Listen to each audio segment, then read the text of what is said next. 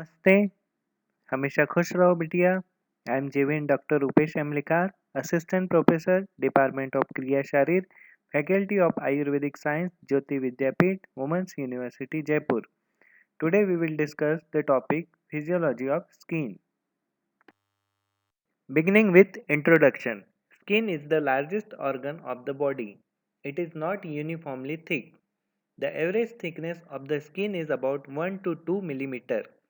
In the sole of the foot, palm of the hand, and in the interscapular region, it is considerably thick.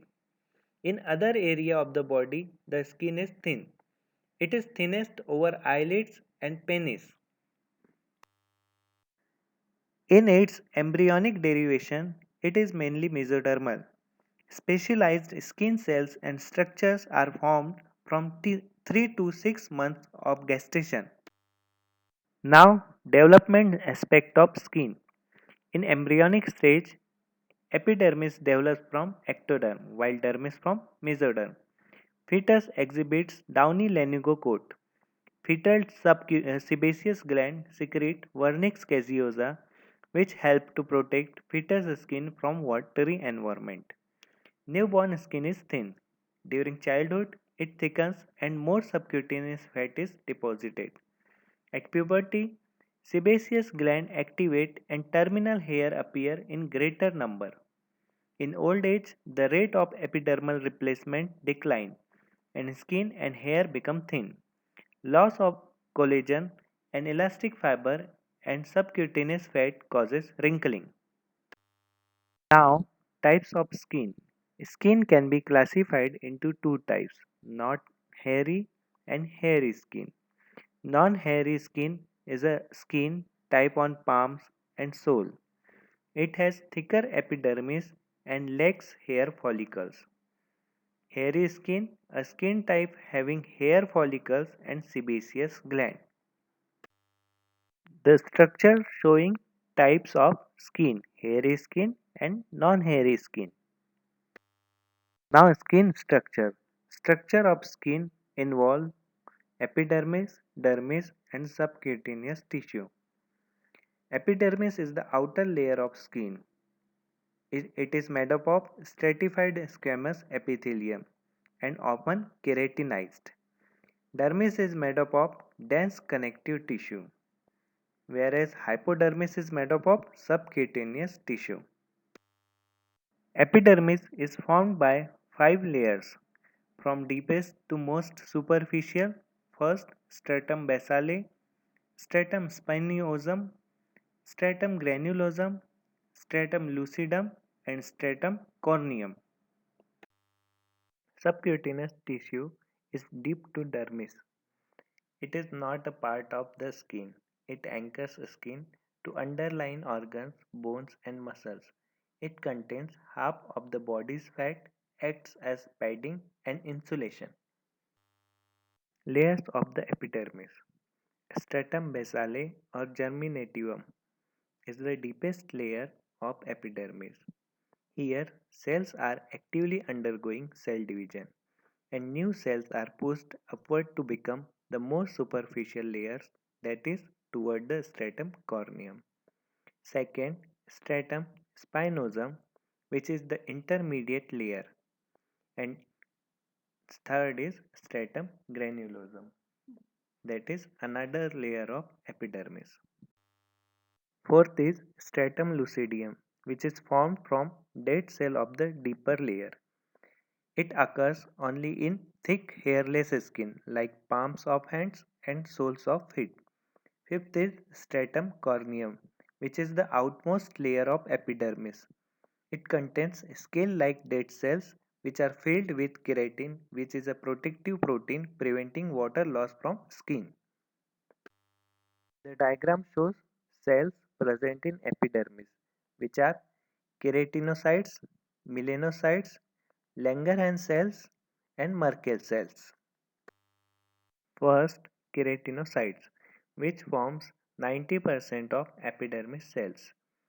The function of keratinocytes is formation of a barrier against environmental damage by pathogenic bacteria, fungi, parasite, viruses, heat, ultraviolet radiation, and water loss. Second is melanocytes. Melanocytes are types of cells scattered between the keratinocytes. Melanin producing cells located in stratum basale of skin, middle layer of eye, inner ear, meninges, and heart. Melanin. It is the pigment produced by melanocytes. The amount of melanin produced depends upon genetics and exposure to sunlight. All races have the same number of melanocytes. The amount of melanin produced is determined by genetics. A single mutation can cause a deficiency or complete absence of melanin, which is called albinism.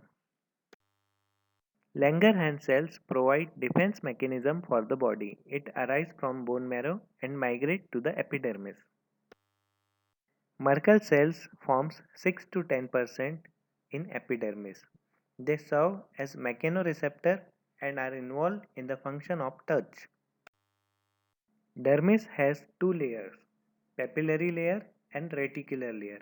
Papillary layer is situated upper dermal region and contain some pen receptor and touch receptor.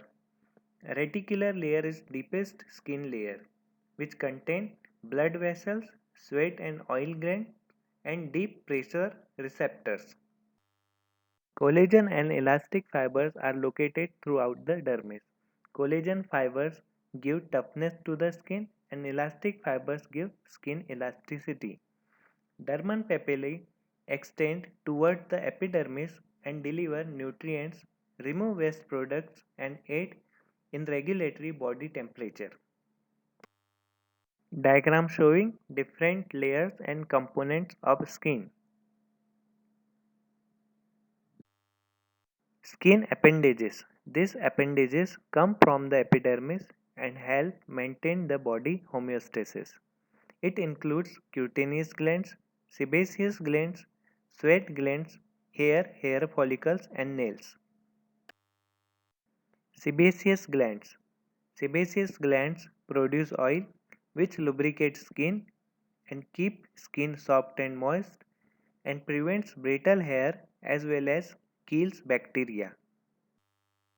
Sweat helps rid body of excess heat, excretes waste products, and its acidic nature inhibits bacterial growth.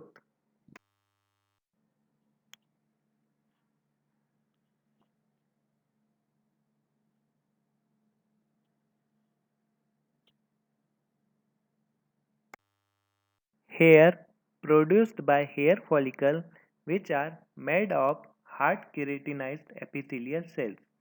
Melanocytes provide pigment for hair color. So here we end the first part of physiology of skin, in which we studied development aspect of skin, types of skin, structure of skin. Under structure of skin we studied layers of epidermis, cell present in epidermis, layers of dermis and skin appendages. This session is powered by digital version 2.0 Jyoti Vidyapeeth Women's University Jaipur. Hope you are satisfied with my digital session.